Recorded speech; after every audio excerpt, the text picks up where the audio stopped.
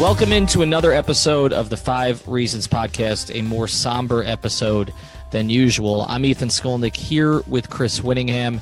We did not have plans to podcast tonight, but we felt that we should do this after the passing of former Dolphins coach Tony Sparano at the age of 56. The news came down here earlier on Sunday. Tony, of course, was the coach of the Dolphins from 2008 through the 13th game of the 2011 season. He had an 11-5 season in 2008, what is known as the Wildcat season, a season which ended in the playoffs after the Dolphins won the division, beating the Jets and Brett Favre up at the Meadowlands to win the AFC East in a year that Tom Brady was injured, but still a great accomplishment. 2008, winning the AFC East. And Tony Sparano, still the only team to have won the division since the Patriots won their first Super Bowl. Exactly, since 2001. So going all the way back there. And so what we wanted to do today, Chris, was we wanted to remember Tony Sparano, not just ourselves. And again, I was covering the Dolphins quite a bit during that period of time. I was a columnist at the Sun Sentinel from 2002 through 2010. So for those last 3 years that I was at the Sun Sentinel before I went to the Palm Beach Post to cover the Big Three Heat, I was covering the Dolphins about 60% of the time during that period of time, because if you remember, the Heat at that point were good, but they were not really going anywhere at that stage. It was Dwayne Wade and not a whole lot else. So we devoted a lot of our resources to the Dolphins in those days. And of course, they had a terrific season in 2008. So during this podcast, we're going to bring in 4 different guests. We're going to speak to Greg Camarillo, who played for the Dolphins in 2008, has fond memories of Tony Sparano. We're going to speak to Andy Kent, who was at Dolphins.com during Sparano's years. So he got an inside perspective on Sparano, something that a lot of the media members from the outside didn't necessarily get. And also, we're going to play you some clips that are going to be appearing on our network in other episodes this week. We did an episode with Omar Kelly and Chris Perkins, a Sun Sentinel Dolphins training camp preview, which we're going to run at some point before training camp starts. And during that episode, Omar Kelly spoke a lot about Tony Sparano and how his players felt for him. We want to include that in this episode. And we're also going to include a clip from Mike Pouncey. Mike Pouncey and his brother Marquise sat in with O.J. McDuffie and Seth Levitt from Fish Tank. That episode also posting this week. But during that episode, Mike Pouncey spoke about playing for Tony Sparano, and so we're going to include that as well. So, Chris, I want to start here with some of my recollections of Tony Sparano, and particularly that 2008 season, which, as you mentioned, is one of the only really memorable seasons in Dolphins history since about 2002, 2003. I mean, if you go back, I realized today it was the height of my Dolphins fandom. Like, it started with the playoff game that I think they played against Baltimore. I forget that was the second 2001. Yeah, that was 2001. I remember going. That was the first Dolphins game I went to, and then kind of the first season that they made the playoffs. That was fun, and from the very not really from the very beginning, but kind of from the post Wildcat point on, and they won a bunch of games. What was that 2008 season? So it is probably the most fun football season that I've had in my life, probably since last hurricane season. But it was super fun, and it's actually been super fun to reminisce about it today, because you kind of sort of get caught up in the characters of football and of sports, and you sort of cease to think about the positive memories and the cool things that happened. But no doubt that season was really fun, and as a fan that didn't have a ton to root for from a football point of view, that's one of the most fun seasons that I've had. And here's the thing about it. It was the most unlikely season in Dolphins history because you were coming off a 1-15 season under Cam Cameron, and then the Dolphins lost their first 2 games under Tony Sparano. So they lost 17 out of 18 games, coming into the 3rd game of the 2008 season. They had picked up Chad Pennington off the scrap heap. The Jets did not want him anymore. Remember, the Dolphins had a choice at number 1 overall after Bill Parcells came in of taking either Jake Long or Matt Ryan. They chose Jake Long, took Chad Henne in the 2nd round. That didn't end up working out so well, but Chad Pennington became free in August, and because he had played for Bill Parcells before, the Dolphins were able to jump on him and insert him in the system. And so then they lose their first 2 games of that year. There are not high expectations for that team at all. They go up to New England after losing 31-10 to Arizona to play Bill Belichick's team, Tom Brady's team. They unveil the Wildcat, win 38-13, pile up 461 yards of total yardage, okay? Totally dominate the Patriots, with Ronnie Brown going absolutely nuts. Scored 5 touchdowns in the game. 5 touchdowns in one game, which, Ronnie Brown, look, 2005 drafted 2nd overall, had been sort of a bit of a disappointment. Like, not that he was a bad player, but just that he hadn't lived up to that draft status. And then he has that unbelievable game. They win the next game against San Diego. They lost a couple. And then from 2-4, they end up winning 9 of their last 10 games. Again, as I said, win up in New York, and I was there for that one. I covered this team home and road. I was there for that one up at the Meadowlands, and that locker room was one of the most jubilant locker rooms I've ever been in, whether it was Chad Pennington or Joey Porter, who had a resurgent year that year. Those guys were incredibly excited about what they accomplished. And so that is a season that will go down sort of in history for the Dolphins, particularly because, as you said, it's such an outlier from all of the sort of drab seasons that they've had after and before. Now, Tony Sparano's era did not end great, right? The next 2 seasons after that, they were 7-9. Then he did not have a good start to the next season in 2011. Things got stale. But what he did with that group of players in 2008 was really tremendous. And that team, set records. They committed the fewest turnovers in a season for an NFL team. And what Tony talked about when he came in, which was tough, smart, disciplined. I remember that first press conference with Parcells and with Jeff Ireland. That team put it into practice. Chad Pennington did not make mistakes. And every coach says that too, right? They say, we're going to be tough and smart and disciplined, but that team actually did it. Yeah, they did it. I mean, they did not commit any turnovers, did not make any mistakes. And look, things leveled off the next couple seasons, because if you look at that year, when you have a year like 2008 where you don't make mistakes, where you win a ton of close games, and they won a bunch of close games. There was a stretch there.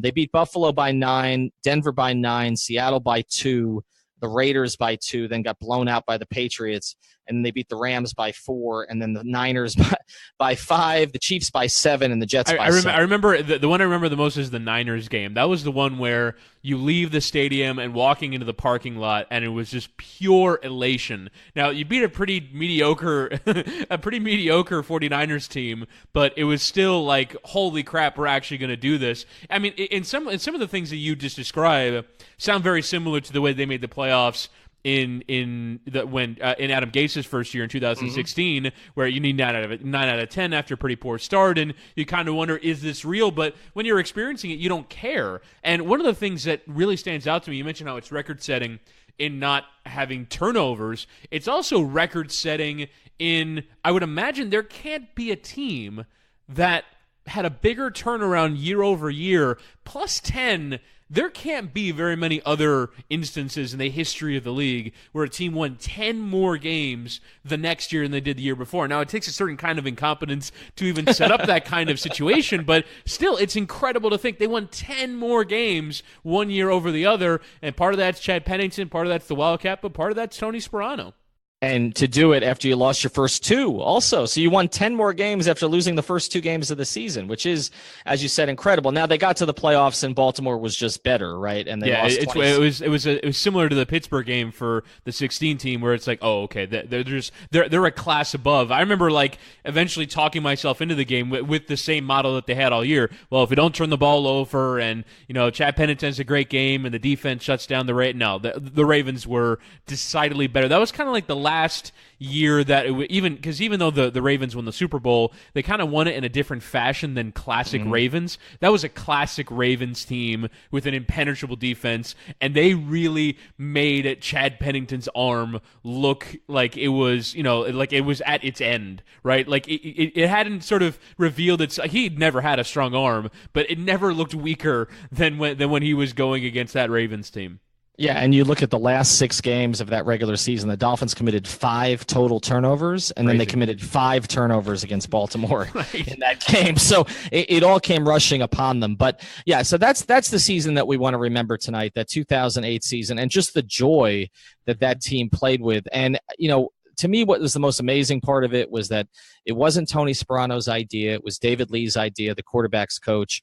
But Tony embraced it, went with it, and even 2 years later was defending it. If you go to 2010, I wrote a column for the Sun Sentinel. Okay, it's time to give up on the Wildcat because it had become a negative play for them. But then they drafted two with Pat White. They drafted two with Pat White in 2009, which was a disaster, and he got killed in the Pittsburgh game. But at the time, it was revolutionary, and everybody started doing it. And what you see, teams still do it. We're 10 years later, and there are teams still running that kind of Wildcat. Hurricanes used it a lot last year. Right. And it's in college. It's in high school. Now, I know some of it emanated from there, but the pro teams all picked it up. And as you said, a lot of teams started drafting to it. I wanted to get into a little bit of Tony as a personality here because I did get a chance to spend some time with him alone, and I did cover a number of different coaches with the Dolphins. And of the coaches I covered, and Omar is going to speak to this a little bit too here on the pod tonight, he was among the more genuine, I would say. There wasn't a lot of bullshit with Tony Sparano. Like, if he was angry at you, you knew, but he was also vulnerable. He was not boastful like Saban and some of the other coaches who've been around. He wasn't perfect. He would trip up at press conferences sometimes. I did write columns about some of the decisions during games. He had a really bad run over like a 5 or 6 week period where he seemed to be calling timeouts at all the wrong times. He wasn't perfect, but his players adored him. That was the biggest thing. And his players, I think, were still with him even when he was ushered out the door in 2011. And that's hard for a coach to do when you're not having success. Mm-hmm. So I think that's to his credit. But also, he was just a regular dude. Like, I remember going out to Dallas before he got hired when we kind of thought that he would be the head coach. They had just hired Parcells. Sparano was on the short list, as was Ireland. And so I went out to Dallas. I spent a few days out there, kind of commiserated a little bit with my friend Todd Archer, who's still covering the Cowboys, but had covered the Dolphins previous for several years for the Palm Beach Post. And so we talked a lot about Tony. He knew Tony really well. And I went out to write a story about Tony. And I got from all of the players out there just the affection that they had for Tony, the respect that they had for Tony. Not necessarily as an X's and O's guy, but just as somebody that they just trusted, right? Mm-hmm. That they knew if they went to Tony with information, he was going to try to give them the right answer. It wasn't going to be spread to everyone else. And I remember too, there was, this was kind of at the height of the Sopranos too. And so there were a lot of those Tony Sparano jokes, and you can probably still find it. I'll try to find it and put it on the 5 Reasons Sports Twitter feed. There was actually like a parody video that was done where Tony actually sat in a restaurant like Tony Soprano did, and acted as Tony Soprano. So he had a bit of a sense of humor in that way. Huge New York Mets fan, like outsized New York Mets fan, like as crazy a New York Mets fan as any New York Mets fan you'll find. And I remember how excited he was when he went up to Port St. Lucie for spring training. I think it was 2009 or 2010, and he got some signed jerseys. Like that's what I'm talking about in terms of a regular guy. And, as we hear about him passing tonight, the first thing that struck me was how worried he always was about his health. And the one memory of Tony that I'll always have is after practice would end, before he met with us, or sometimes often after he met with us, like if you hung out on the field a little bit, like we used to tape some live video for the Sun Sentinel after practices. So it would be myself and Dave Hyde, Omar Kelly, and a couple of others would be out there taping. And this would be like 15, 20 minutes after Tony met with the media. And Tony would be running the steps at the Davie practice facility, just up and back, up and back, up and back. And he would do this for 20, 30 minutes after every practice. His health was a big concern to him. And I remember he came back, I can't remember which year it was, but one of the 3 seasons, he came back a lot heavier than he'd been the year before. And then, this was after, I think 2009, he came back a lot lighter. Then 2010, he came back a lot heavier. So his weight would fluctuate a little bit. He would talk about his health quite a bit and about needing to stay in shape. And Chris, I got to admit, that's the first thing that hit me today. Mm-hmm. When you see someone who passes at age 56, that his health was kind of an ongoing battle. I think sort of, his weight, his conditioning and all that was an ongoing battle. And so, those are some of the memories. But as far as a person goes, again, very genuine. There were some other things that came across. Like Tony always wore the dark shades. Remember that? Like he would always wear. And there was this, and people get made fun of for this. And I actually had to write a column. This was in September. And so basically there was a broadcast on CBS, and then it was on NFL Network as well, where they made light of Tony wearing shades indoors in Minnesota, okay, as if he was trying to look cool. And they hadn't read any of the stories, which we'd written, even the New York Times had written, that when he was a kid working in a Connecticut restaurant up in New Haven, which he talked about all the time, his eyes were splashed with hot grease. And he lost his sight for about a month. And so even, in his later years, he would tear up really easily when he was exposed to bright light. And he would keep his office like really dark when he worked in it, at all hours, by the way.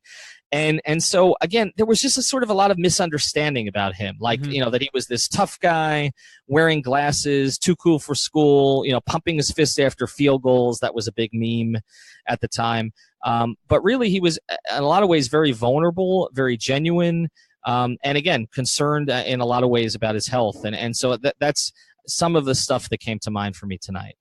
For me, the thing that kind of comes to mind is... And we were talking about this in our group chat and our DM string with all the hosts on the network, and we found out. And when you called me to tell me, and I was just like I was stunned. And to me, obviously I turned to Twitter, and you see kind of an outpouring of support, and I kind of find that unbelievable because at every turn when he became was he interim coach of the Jets? Or he was offensive coordinator. He was offensive coordinator for Rex Ryan, and then for the Raiders too. So he's with the Jets, and obviously it's all the jokes about field goals and all that stuff. And then with the Raiders, he has this whole thing where he buries a football to kind of signal the end of the previous era and how it's going to start anew, and then that gets made fun of. So like in some ways, he had kind of become a punchline to a lot of Dolphins fans by the time that he now kind of moves on throughout his career. And yet today it was all about the 08 season and all this, positive stuff that people remember about Tony Sparano providing one of the few moments of Dolphins joy in the last kind of 15 years. And that really warms my heart because it's something that I think gets talked about in a negative way, right? Where when people die, you tend to focus on the positive things and not the negatives. And I think people sort of say, well, it's an incomplete picture. It's not the actual way that they were in their life. And you're just trying to remember the positive. And yet, so often we do the opposite. We so often try and kind of pick people apart and pick things apart, and particularly in sports where we're constantly trying to find debates, debating and mockery is kind of the language of the day. And so to see a moment where you put aside all this stuff that you held on to, that he was a field goal merchant and that, and all these negative things. No, you remember, for a team that generally does not get associated with positive things, as the Miami Dolphins were remembered in a positive light today, and Tony Sparano was remembered in a positive light today. And I think it's something that we should do more for the living because I think too often it does happen in death. But as much as, maybe, you're glossing over thinking that he was a punchline for, 8 years, but I think it's really cool that I think people found this capacity today to look at YouTube clips of his greatest games and remember some of the more fond moments of that 08 season. And I was really heartened by it. And I really kind of found that it was awesome that people turned to the things that they remembered in a positive way rather than the opposite. And long may it continue, because I think Tony Sparano, from everything that we've read, and you kind of mentioned your experience with it, I read a great tweet from Jeff Darlington of ESPN today where he wrote, "At the risk of minimizing any of the other great coaches and people in the NFL, I don't think I've ever met someone who cared more about his players, truly cared about their well-being, than Tony Sparano." And when you juxtapose him against some of the stories you've heard about Nick Saban during his tenure with Miami, like that is not something I've encountered much in football. Football, because of the nature of the contracts and the way that players end up dealing with management in a way that ends up being negative, I think to hear someone say that it's such an outlier for me in the world of football. I think speaks to the man that Tony Sparano was. So I'm glad that even after the last few years of his career and the last few years of his Dolphins tenure and how some people treated him, that people still found the capacity to treat him this way today. And I hope his family gets to see even an inkling of it and the impact that he ended up leaving. Yeah, and you mentioned being a punchline, and I think, look, that happened inside the organization too, because, he was not treated well at the end, by any means. Finding out, that his friend, who was general manager at the time, Jeff Ireland, who he came in with in Miami, and as well as the owner, Steve Ross, were actively recruiting, Jim Harbaugh, getting on a plane to visit with Jim Harbaugh, and then having to come back kind of and say, okay, Tony, we're still with you. That's a really uncomfortable situation. It's not the first time it's happened in Dolphin history, by the way. It happened, with Dave Wannstedt and Rick Spielman and some other situations that the Dolphins have had. But I thought Tony handled that as well as you could possibly handle it under the circumstances. But he was a punchline at that stage, because it was like, okay, they're out there looking for a better coach, and I still got to coach this team. And I know, because I knew a lot of the players on that team, because I did cover, as I said, the 2008 team. So a lot of them were still there. They didn't like the way that was handled, because they cared genuinely about Tony. And, just remembering some of the expressions that Tony had, don't eat the cheese. That was a big one. Can't snow the snowman. Know and know that you know. That was something he said to players all of the time. And I found this in an article. And again, this is the health thing again. I wrote a little bit of a bio about him. And one of the things I wrote, I said he's an even bigger fan of Coconut Mounds ice cream, but avoids it these days as he works on becoming smaller. He entered training camp 55 pounds lighter, and as I said earlier, and often is seen walking the stairs of the Davie facility. So, he was, again, trying to take care of his health, but his players did genuinely care about him. And I would say this straight out. Of all the coaches that I covered with the Dolphins, Jimmy, Saban, Cameron, Philbin, I was there just a little bit. I wasn't around Campbell, but of all the guys that I covered, I would say Tony was the most genuine. And to me, that's the best way to eulogize him today. But we're going to bring on others to do it as well. As I said, we're going to hear during this episode from Greg Camarillo, Andy Kent, Mike Pouncey, and Omar Kelly. One of the things we wanted to do on tonight's podcast was get perspectives other than our own. And so we reached out to a former Dolphin player, someone that I do consider a friend, was one of my favorite Dolphins that I covered during my time around the team. Now lives out in San Diego, played for the Dolphins for more than 4 seasons. And actually in the 2008 season that we just got done talking about, had 55 catches in 11 games in an 11-win season. And we wanted to start here with Greg Camarillo, who, again, is out in the San Diego area now. Greg, how did the news strike you today of Tony Sparano's passing? Just wild. It's something that you'd never expect from somebody so young. Got a text from a former teammate, Patrick Cobbs. He didn't have any details. He just told me he died. And so then I went searching the internet and Twitter to kind of get more information. And just kind of unreal. When was the last time that you talked to Tony? Oh, man, it's been a long time. To be honest with you, I don't think I've seen him since 2 or 3 weeks after I was traded from the Dolphins to the Vikings. We played each other, and I saw him then. That would have been the first time I would have seen him as an opposing coach, probably the last time that I saw him on a football field or saw him at all. One of the memories that people have of you, of course, is you're the one who kept the Dolphins from infamy in that 2007 season under Camp Cameron.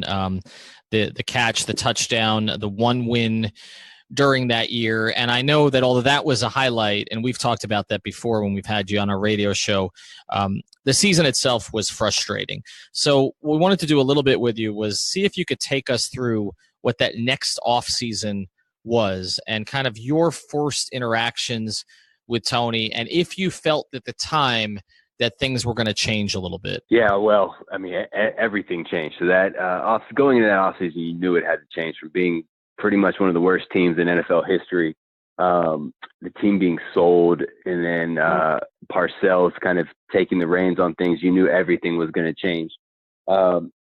I didn't really know what to expect. And then Parcells came in, and he's got a kind of a reputation for being a tough guy, a hard ass when it comes to football and all that. So you figure someone along those lines was going to come in, and that's exactly what happened. And to correct a team that had been so bad, you need things that are going to be drastically different. And Tony Sparano was that. He was that tough. We're going to work to create this change. It's not just going to happen. And that's what we needed, and that's what Parcells got us, and that's what Coach Sparano delivered. Do you have a story of a specific thing that changed or something that you remember, man, this is way different than it was under Cam Cameron, or just sort of generally as it relates to the Dolphins? Do you have a specific thing that you remember changing a lot? Yeah, a few things. So the first thing was, and I think it was a Parcells-led meeting, but they brought out the binders of injuries. So the trainer's notes and all the documented injuries, and it was gigantic. It might even be multiple binders.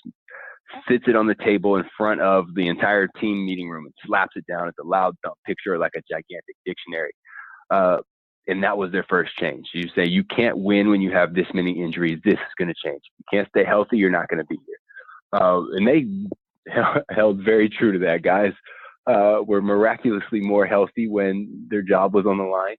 And they knew that that's what the culture change was going to start. We're going to have tough guys that fight through little things, that can stay healthy and can help us on the field.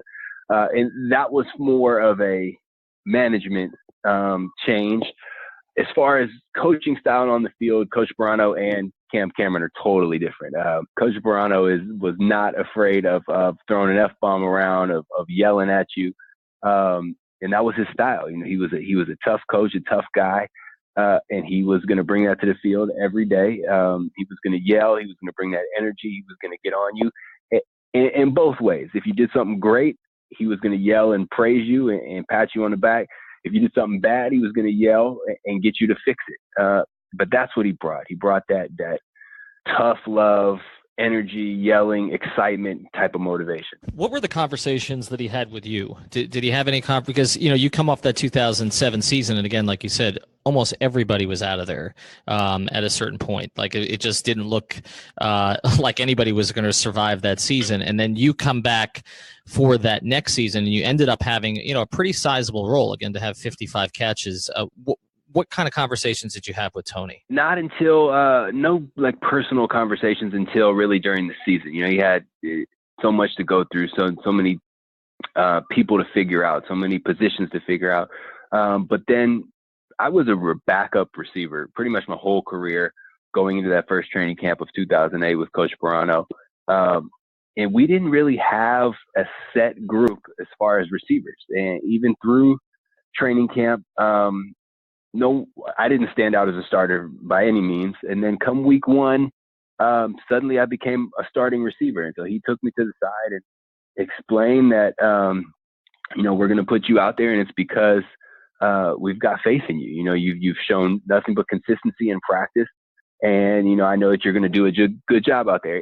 And as a guy who had never started before, I was obviously nervous about the role, worried that, I wouldn't live up to that position. But then he knew that speaking to me personally would give me that extra little bit of confidence to go out there and do a good job. And so you play a pivotal role in that team and kind of the style of play as well under Chad Pennington. What sort of, because obviously that team never turned the ball over, what were kind of the ways in which you guys try to reduce risk and use Chad Pennington's skill set to your advantage, and how much of that came from Tony? Well, the reducing risk factor from Sparano was if you risked something and it didn't work out, you weren't going to be playing. And it was a very clear, cutthroat message where it's you're going to deliver or you're not going to be here. And it stressed me out. I can't lie. It was tough, but that's the kind of guy he was. It was no nonsense. This is what I need. This is what I expect from you. And that's what I need you to do. So practice was run that same way. We expect high performance. We expect you to know the details. We expect you to get things right, and you're going to do it right in practice. Practice was harder than the game, and they did that on purpose. So that way, come Sunday, you were gonna operate and you were gonna do things well. But I can't discredit the leadership from Chad Pennington. He showed up middle of training camp, and within the first practice was our team leader, and his attention to detail, his ability to get everybody on the same page at the same time was a huge part of us having an offense that clicked. So let's take you now, Greg, to game 3 of that season. So as you said, Chad comes in during the middle of training camp, but things don't go too well in those first 2 games. And you guys actually got blown out in Arizona. When did you find out that the offense was going to be unleashing this new weapon in the Wildcat, a game that ended up with Ronnie Brown having 5 touchdowns in New England against Bill Belichick and the Patriots? Was there a meeting during that week? Did you find out right before the game? How did you know this was going to be such a big part of the offense? It's funny you bring that up. So when you guys asked to talk about Coach Sparano, I was thinking of kind of pivotal moments in our turnaround in Miami that he led, and that was one of the first things that came to mind. And, you're 0-2 coming off a 1-15 season. At that point, a lot of coaches might start losing the team. But Tony wasn't going to let us do that. So we go into our offensive meeting, and on Wednesday, when you're going through your base game plan, here's the Wildcat. And so Dan Henning, our offensive coordinator, showed us video clips of it from, it must have been Arkansas with, totally blanking on QB coach's name, Coach Lee. And so he was showing us old college tapes of this Wildcat play. And it was cool. It was fun. It was exciting, but nobody really knew if it was going to work. We had the perfect guy running it, Ronnie Brown. It takes an incredibly talented, smart human being to pull it off. And then I remember, Coach Sparano going into that week, and you would love to think a leader was had the utmost confidence in what we were doing, but you could even tell from his comments or just his demeanor that it was either this is going to be amazing or this is going to be hideous.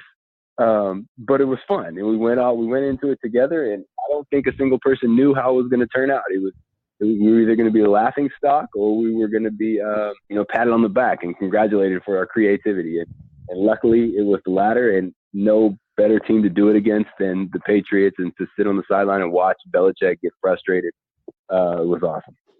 So, Greg, what if it doesn't work, though? Because as you mentioned, Tony was trying to make sure that he didn't lose the team, but you like you said, you'd lost 17 out of your last 18 games.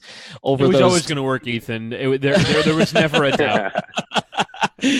But what if it didn't? What if you go up to England and it bombs and Ronnie fumbles twice, and it doesn't end up with anywhere near 5 touchdowns, and then you losing 42-3? I'm going to give Coach Sparano the credit that he knew it wouldn't. You wouldn't trust someone unless it's somebody like Ronnie Brown. You're not just going to let Joe Schmo catch a snap and hand it off. You had a sure-handed, smart guy back there that could figure it out. But we're all kind of fearful of that. People laughed at us all in the 2007. We were the laughing stock of the NFL, and here we are, 0-2 in Foxborough, about to attempt some potential nonsense. And fortunately, it worked. Clearly, if it didn't work, we would have run it maybe once and twice. It would have been a bad highlight. It would never had a nickname. It would have been out of our minds in a week or two. But sometimes you just got to go for it and roll the dice, and that's what Coach did. Was that now? We kind of the image of Tony Sparano is kind of always of him, fist pumping after field goals, and it was a team that was kind of conservative and not want to turn the ball over and play an old school way of football, and yet that feels like the ultimate risk and the ultimate bit of aggression. How do you remember Tony Sparano more, as kind of the guy who wanted to play football a certain way, or someone who had the confidence and the aggressiveness to want to try something like the Wildcat on that big of a stage? We were not the risky team. No, we were a Parcells team, a Sparano team, and our identity from the very first day of him coming in was we were going to be a tough, hard-hitting, in the trenches running team, and there was no surprise about that. And that's what practice was. Practice was hard, practice was hitting, practice was tough, and Coach was there yelling at us to make sure that's what our personality was. And if that didn't work for you, or you were too soft to be part of that, then you weren't going to be there. So we were not this risky team of let's try some trick plays all the time. It was necessary at that point, but we were a ground and pound team, and there was no mistaking that. And that was Sparano's attitude. He had that East Coast tough guy. If we've got a problem, we're gonna rumble in the streets kind of attitude, and he brought it to the football field. Now, one of the things that we've heard also, though, is a certain humanity about Coach Sparano and the way that he genuinely cared about his players. A few reporters have given voice to it, so I was curious to get your vantage point on it. You talked about kind of hard nose and difficult practices and all that stuff, but was there either a softer side or a side that you felt genuinely cared about you as a person, Greg Camarillo? Absolutely, and those are the stories that I think are coming out.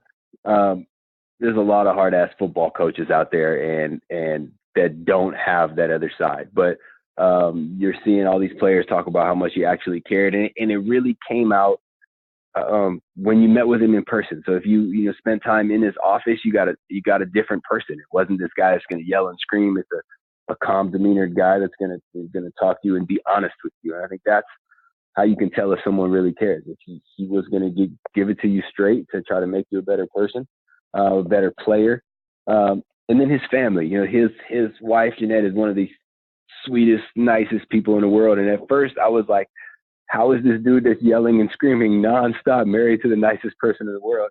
And then you kind of peel back the layers and you realize that his persona on the football field as a head coach is different than the family man that he was and the family man that cared about football players. And he knew that. He knew what he needed to do to motivate a team, and then he also knew how to take care of his players and how to care about people. Yeah, I found him to be really sentimental about a bunch of different things. I mean, even like his passion for the Mets, which he would kind of wear on his sleeve. Like, I mean, he was just like regular Joe Schmo sports fan, in the way that he operated there. And again, you don't see that from a lot of coaches.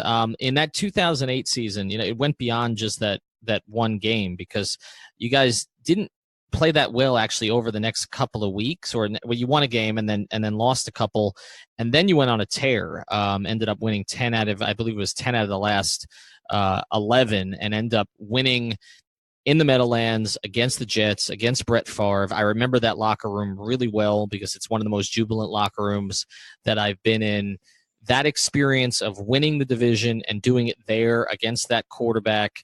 Do you remember anything about what Tony said after the game to the team? I don't. I just remember how fun it was, and to lead a team from the total dumps, being a terrible team off a terrible year, and then bring a group of guys together that quickly. So we, like you said, we had a rough start. We were 0-2, and then 2-2, and then 2-4. And at 2-4, I'm already starting to think about my off season. Like, we're not like playoffs. So we're not going to make the playoffs at 2-4. But for him to keep us together and then keep us rallying, and then the amount of fun that is to come together as a team, to go on this roll. And then Dolphin fans we had been on such a drought, they had been with us through thick and thin, and then to finally have a community coming together, a team coming together, and just keep riding that wave. And I wasn't even there for the last so-and-so games because I tore my ACL week 12, I think it was. But just to be part of that ride and see history happening, and see a team change that much, it was something special. And sort of, do you have any kind of stories that you feel like you wanted to share? I imagine the memories kind of come flooding back today, and I imagine kind of you have the ability in your post-football career to maybe think about some of the things that happened over the course of your time, and obviously today I imagine a lot of those thoughts are running through your head. Do you have anything that you want to share with our audience in particular about Tony, and obviously something that you might have been thinking about today in the aftermath of this news? Yeah, just the kind of the roller coaster ride that I experienced with Coach Sparano. He was the first coach that I had that was a yeller. That's not necessarily what motivates me, and so I took it very personally. At first he just run around practice and say, "Hey, come on, Camarillo, shit." I'm cool to cuss on podcasts, oh, right? Of course. Yes, go ahead. Yeah. Yes. And it was hard for me because here I am, a backup guy that's always been fighting for a roster spot. And anytime a head coach gets yells your name out, you're like, there's the end of this career. And so going into I want to say our second or third preseason game. We were going into Jacksonville. The week before, I got called for holding on a kickoff return. So here I am, probably 60, 70 yards away from Sparano, and I can hear him yelling, "Damn it, Camarillo," from across the field. And I'm like, man, dude, this coach is tough. Like, I don't know if I'm going to make this. And was down on myself, was down on football. We go into Jacksonville. I finally get some catches. Nothing amazing, but, I'm playing football again. I'm getting catches. And then he congratulates you, makes a point of it to not just yell at you when you're doing something wrong, but to praise you when you're doing something right. And that kind of re-sparked my energy, re-sparked my desire to keep playing. And then, for him to have the faith to put me out there, I was untested. I maybe had 8 catches or something going into that year. And for him to give me that opportunity and have the faith in me, it totally changed my life, my career, my perspective on Coach Sparano. And then learning, his style through the next couple of years, and learning that he yells at you to motivate you. He yells at you to make sure you're getting things right, but that he cares about you behind that. He's not just yelling to yell. He yells at you because he wants you to be better. It really, it changed everything. I owe a lot of my career to the opportunity that he gave you. Well, Greg, we appreciate you doing this on short notice. Again, we'd love to get you on the pod on happier subjects here sometime soon. You can follow him at Catch Camarillo on Twitter. Of course, always a special place in Dolphin fans' hearts, not just for the catch in the 2007 game for the one victory, but also being a part of that 11-win team and that division title team that got to the playoffs, which, as we know, with the Dolphins, haven't been as many playoff appearances since. Greg, really appreciate you doing it. I appreciate it, fellas. All right, we want to thank Greg Camarillo for joining us here on short notice. And one of the things we wanted to do tonight was talk to someone else who covered the Dolphins during that period of time, was actually with Dolphins.com from 2007, the year before Tony Sparano arrived in Miami, all the way up through 2014. So covered the Joe Philbin and Dan Campbell eras as well. And one of the reasons we wanted to talk to Andy Kent today is because he's a little bit of a different perspective than the average media person would, because he was working for the team at Dolphins.com, which obviously affords you a little bit more access to the coaches. You get to know them. And I know in Andy's case, not only did he get to know Tony Sparano, but also his family got to know the Sparano family. So, Andy, we appreciate it. You've been a big supporter of us here at the network, and we appreciate you joining us here. And I just wanted to start with this. So you started with the team in 2007. Obviously, that was not a season to remember, the 2007 season under Cam. It was, but for different reasons, yeah. Right. Exactly. We got into that a little bit here with Camarillo prior to you coming on. The transition from Cam Cameron to Tony Sparano, can you take us through a little bit of what went into that coaching search that you knew of, and sort of your first interactions with Tony when he was announced as the head coach of the Miami Dolphins? We didn't really know that much about a search.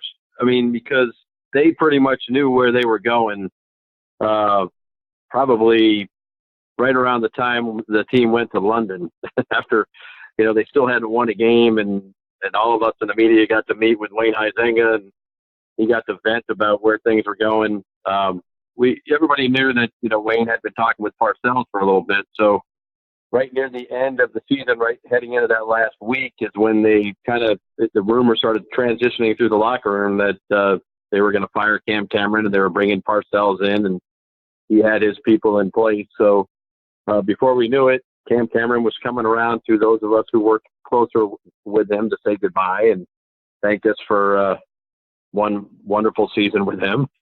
And that was kind of an awkward moment. I remember, Ethan, you remember Barry Butel. Barry and I worked closely together, both in print and in the Fin side, doing some Fins radio. And Cam Cameron came to the office, just knocked on the door really quick to say, thanks for everything you guys did, and I wish you the best of luck. And then when he left, Barry and I kind of looked at each other like, well, that was kind of awkward, almost as awkward as let's turn the thumbs this direction. So we were anxious to see how much different it was going to be under Parcells and Sparano. And we know that it just, that the culture changed immediately. And at the beginning, Tony was, his first time as a head coach. He was a little bit shy. He was a little bit standoffish, it looked like, a little bit uncomfortable at the beginning. But like as you mentioned earlier, since I did in my role at Dolphins.com, got to be kind of the friendly guy with him, he opened up a little more to me early on about, how he wanted to do things as a coach. And then we saw him kind of take it that direction once training camp started. What were some of those conversations like? What did he end up telling you about what his philosophy was as a coach? And one of the things that we've seen today in kind of the aftermath of his passing was a lot of people talking about what he was like with his players and how much he genuinely cared for his players in a way that not a lot of football coaches do. What did he convey to you about the way he wanted to go about his work? Just about the passion and just wanting to kind of reinvigorate the team and the players and get them to love playing football and have fun out there, but at the same time, put in the hard work necessary to turn things around. I mean, obviously he knew that he had a big task on his hand coming into a locker room that, all the returning veterans had just gone through a 1-15 season and didn't feel too good about it. He needed to win them over. He needed to win over the veteran. But he just kind of realized that, he was a Parcells guy, so he knew that if he could kind of do a hybrid of the way Parcells does things, which, Parcells was not always a player's coach. He was kind of, get your butt out there and don't talk back to me type thing. He needed to be tough, but he also knew that he needed to kind of get the players' ear and let them know that he was there to help them get better as players, for the team to get better as a team, and then also that he cared about them as people. And as time went on, you got to see that in action on the field, off the field, on the team plane, at the team hotel. You just got to see how he interacted with the players and their families. And so when he mentioned that early on, to see that transition the way he had planned it was something special to watch. One of the things that strikes me about Tony was that he had this very gruff public persona. But I actually found in covering him, and I was covering him a little bit differently than you were, because obviously you were on the inside and we were, the enemy, the media. But I found him to be sort of shy in some ways, like not at all boastful about things, not taking credit. And again, it was very different from what we'd experienced because, I came in, the first coach I covered with the Dolphins was Jimmy Johnson. And obviously that's a very different experience, right? Then Wannstedt, had a little Jimmy in him, was a little bit sort of easier to get to know, a little bit more of kind of the guy you go have a beer with type, and sometimes stumbled over himself a little bit. Then you had Saban. I'm going to skip over Bates because he wasn't there long enough, but you had Saban obviously who hated the media and most people in general, and that was a different experience. And Cameron, who, as you said, I think came in thinking he was a little bit smarter than everybody, and that just didn't end up working out that well. Tony always struck me as very self-effacing, not again wanting to take credit. And I go to the Wildcat situation, and we talked to Camarillo about this too. But I go back to how that season started. Like, that season did not start well. They lost a couple of games. One of them was a blowout, right? And then they're going up to New England, and the way that story worked was it wasn't Tony's idea. It was David Lee's idea, one of the assistants, the quarterback's coach, that came up with the idea of the Wildcat. And what I always have given Tony credit for was being modest enough, I guess, to take an assistant's idea and say, okay, let's try it. It didn't have to be his idea. Whereas with Nick, it always had to be. And then obviously you have the ability to take credit for outsmarting one of the greatest football minds of our time, and he declined to do so. Repeatedly declined to do so. Repeatedly. And so I want to get to sort of your recollection of the Wildcat, that game up in New England, and kind of how Tony reacted to that the rest of the season. Well, to set that up, I need to backtrack a little bit for you to the second game of the season, the blowout loss you were talking about. That was out in Arizona. And, of course, they just got obliterated by the Cardinals in that game. And, again, I would fly with the team on the team charter, so I got to kind of deal with the moods both after a big win or a big loss like that, and it would set up kind of awkwardly for me because I remember getting on the plane. Now Tony and the coaches, they'd already boarded the plane before the rest of us. Joe Rose would be in that group and the broadcasters and everything, but we at least that year we still boarded up from the front. So I come walking on the plane with I'm trying to juggle my bags, and I've got my laptop kind of resting on my bag while I'm still trying to write a story because I got to send the story before the plane takes off because for some reason we didn't have wireless on these planes. Didn't make a lot of sense, but I'm walking on the plane and I'm looking at the first person I see is Tony, who's obviously not in a very good mood. He looks right at me, kind of looks at me and is like, "What the heck are you doing with that computer? What could you possibly," actually asked me, "What could you possibly have to write about that game?" Like, because they lost so bad. And I just kind of, I got a little nervous and I'm like, I'm still catching up a little bit, coach. I'm just going to get out of your way. But maybe moments later, you see the coaches kind of huddling up there. So obviously in the mythology of that story is that they hatched this Wildcat plan on the flight back from Arizona because it's a long flight. Mm-hmm. Well, they definitely were talking up there. And David Lee was up there, and obviously they were commiserating and coming up with a plan. You fast forward to a week later in New England, they unveil the Wildcat, and we all know the end result of that game. I come walking on the plane again after that game, and now Tony's in a much better mood. And he shoots a look at me, and he's like, "You better not put that computer down the rest of this flight. I sure hope you're going to write a lot about that game." Which, unfortunately, I still was going to have to write just as fast because we still had a plane with no wireless. But right. That just kind of showed his the different demeanors. I mean, the angry Tony Sparano was not somebody you'd want to be around more than 30 seconds, but the happy Tony Sparano, who was very happy after that game, you got to see him let down the guard a little bit.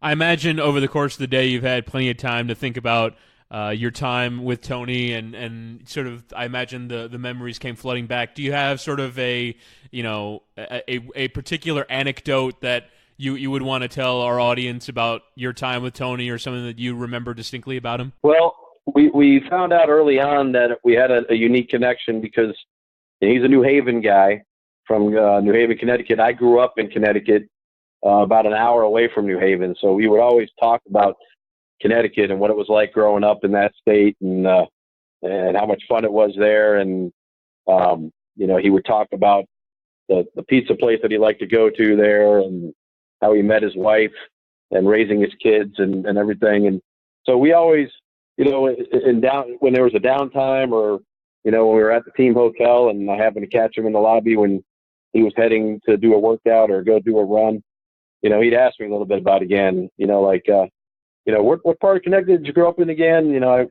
surprised we didn't cross paths when we grew up because we're 5 years apart, which that's the other devastating thing about this. When the news came today, I'm like, my God, forgot how young this guy was and what a family man he was. But that was the anecdote, and it kind of carried on throughout his tenure there. And ironically, that last season, it was actually the second to last press conference he did before he was fired. I showed up with there's a restaurant here in Boca called Nick's New Haven Pizza, and when I went to dinner there one time and told them that I worked for the Dolphins, they were like, "We're big Sparano fans, and I know that he loves the soda that we have here that's you can only buy in New Haven. Why don't we're going to give you a 6-pack of the soda. Can you bring it to him the next time you see him?" And I did. I showed up to the press conference, and some of the rest of the media in there were kind of like, what's going on? What is Andy trying to bribe him for an interview or something? He doesn't really need to do that. But Tony was like, he looked at it and he goes, "Oh my God, that's my favorite soda." And then he turned around and looked at the rest of the media and he goes, "You see, that's how you get an extra lengthy interview with me. If you know what I like, Andy knows what I like." And there we go. And he walked off with it with a big smile on his face. And then the next morning we get the press conference from Steve Ross that he's been fired. And that was kind of a little sense of irony there. I'm like, I hope I didn't put the final nail in there. That was an awkward, an ironic moment, but definitely a fun connection that we had. Final thing for you, Andy, we appreciate you taking the time. One of the other things that strikes me about Tony is the dignity with which he carried himself after the organization put him in a really terrible spot. And you have the owner of the team, the general manager of the team who came in with Tony and Jeff Ireland. I mean, they were supposed to be peas in a pod, basically. The Parcells was putting them together because they'd worked together in Dallas. And you've got Ireland and Ross going off to try to get Jim Harbaugh to coach the Dolphins. And at the same time, Tony doesn't know about it, finds out secondhand what's actually happening there. And yet Tony went about his business the next year, even though it was pretty clear, and I know those around the team knew that the relationship between Sparano and Ireland had broken down at that stage. Any thoughts on that year afterwards? Because you mentioned, I mean, you brought him soda, he got fired the next day, but we pretty much knew that he was going to get fired after that season, especially the way that the previous offseason went. Yeah, he definitely handled himself with class. I mean, I remember the very, very awkward moment of that press conference they held up in the conference room where they were trying to kind of put a spin on what happened. And I actually was at the long conference table up there. I was sitting right next to Tony, and then it was next to him was Steve Ross, and then on the other side of Steve was Jeff Ireland. And while they're talking and trying to explain themselves and the whole Harbaugh trip and everything, I was so close to Tony that I could feel his right leg just shaking nonstop because he was, not wanting to be there at that press conference, and definitely, as they would say, one spin after another. You could just see his face turning a little bit more red, but he kept his mouth quiet, and then he went about it. And like you said, that the next season, he just was full go. I mean, he was approaching that season like he was going to stay on for the remainder of his contract extension, and he never took a shot, which he could have, but he didn't. And that just said a lot about the class of the guy as a coach and as a person in general. Andy, again, we appreciate the time. Hopefully we'll be able to involve you more here in some things on the network, but definitely wanted to get your thoughts here after the passing of Tony Sparano. I know also that your wife, developed a relationship with his wife. So this went beyond just the two of you. And I was thinking about that today too, because he has 3 kids. Is that right? I think I know they're grown, yeah. But 3 kids. One was a coach, or is a coach, actually. And so this is going to be really rough on them tonight, too. Andy, thanks for taking the time, man. We will talk soon. My pleasure. And also, his daughter just got married like 2.5 weeks ago. So wow. Wow. My God. Yeah. So, I mean, I guess on the positive, he got to walk her down the aisle, which, she'll carry that memory with her. But that adds an extra note of sadness to it for sure. Wow, that's crazy. That's crazy. All right, Andy, thanks for the time, man. We will talk soon. All right, Ethan. Thanks, Chris. And now we're going to play a clip from Fish Tank. Now, this episode airs this week. This is with O.J. McDuffie and Seth Levitt, one of the new podcasts on our network. They sat down with Mike Pouncey and Marquise Pouncey this week, and it just so happens that Mike Pouncey spoke a little about Tony Sparano. And I loved Coach Sparano. He was one, he brought me in. I loved him as a coach. He believed in me. And every single day he came up to me, he gave me just words of wisdom just to keep me going as a young football player in the league. And I didn't want him to get fired because he was like, man, I was like, this is my guy. You know what I mean? And whenever they chose to fire Coach Sparano, I'm telling you, the impact he had on our football team. He had a dinner at his house that night and the whole football team came. Everybody showed up to his house that night. And everybody's like, wow, like Coach Sparano meant something to this football team. Right. He was a good guy for this football team. We just didn't have that many good players at the time, but he was a good football coach for our football team. And I think when everyone showed up to that dinner, it kind of showed me that, man, maybe we kind of made the wrong decision going that way by firing. We just didn't have the guys because I seen other coaches get fired and they have the same thing and no one show up to it. And I'm like, man, what he meant to our organization at the time, I think was really, really good because they had good years and they had bad years and we had really good picks under Coach Sparano. So, I mean, I have a lot of respect for him. For our final clip, we spoke a little bit earlier this week with Omar Kelly and Chris Perkins for our Sun Sentinel Dolphins training camp preview that will air on the network a little bit later this week. During that episode, Omar Kelly spoke about Tony Sparano. Tony Sparano had a way. It was us against them. Right. And it didn't matter who the them was. The them could be the media. Tony Sparano had a way of making that team. Remember when they were fighting back? Mm-hmm. And they were winning, And then they lost to Philadelphia while they lost Jake Long, and they lost their left tackle, and they like had a center playing tackle, and they couldn't protect the quarterback. And the management looked at that like, that one loss, we got to get them out of here and put into our bowl. Because I do believe that team would have won the rest of their games and produced a respectable season, and then it would have been hard to fire Tony Sparano. So they jumped on the opportunity. But it was Tony's leadership, which is basically he turned that team into us against the Dolphins fan base, us against the Dolphins ownership, us against us against everybody. And they really rallied around that thing. All right, we want to thank everybody for participating in this special episode of the 5 Reasons Sports Flagship podcast. We'll be back a little bit later this week with an episode with Omar Kelly and Chris Perkins, and also an episode with Chris Kaufman of 3 yards per carry. Talk to you soon.